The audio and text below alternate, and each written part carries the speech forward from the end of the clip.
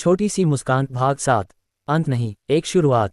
सपनों की पाठशाला अब केवल एक कक्षा नहीं रही थी, वह एक आंदोलन बन चुकी थी। आसपास के गांवों से शिक्षक आते, सीखते और फिर अपने स्कूलों में वही नई ऊर्जा ले जाते। रानी का सपना था कि हर बच्चा ये समझे, सपना देखना हक है और उसे पूरा करना हुनर नहीं, हौसला मांगता है। एक दिन एक बड़ा न्योता आया, राज्य स्तर पर शिक्षा के क्षेत्र में क्रांति लाने के लिए रानी को नेतृत्व करने का अवसर मिला। सभी ने चाहा वो जाए, लेकिन रानी सोच में पड़ गई। रात को वही पीपल के पेड़ के नीचे बैठी।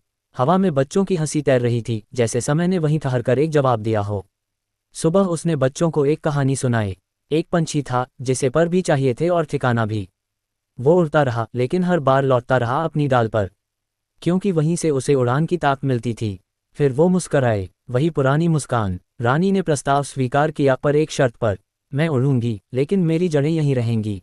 अब वह राज्य भर के स्कूलों के लिए दिशा तय कर रही थी, लेकिन हर महीने धनपुर लौटती, कभी बच्चों के साथ नाटक करती, कभी खेतों में कहानियां बुनती। उसका नाम अब दूर दूर तक गूंजने लगा था, लेकिन उसकी पहचान वही थी, वो जो मुस्कुराकर बच्चों को उड़ना सिखाती है। और अंत में जब किसी ने पूछा, आपने इतना कुछ कैसे कर लिया, रानी ने बस कहा, क्योंकि किसी ने एक दिन मुझे सिर्फ पढ़ाया नहीं था, मुझे मेरा सपना दिखाया था। और उस दिन छोटी सी मुस्कान एक पूरी पीढ़ी की उम्मीद बन गई। समाप्त। कैसी लगी कहानी, कमेंट में जरूर बताइए।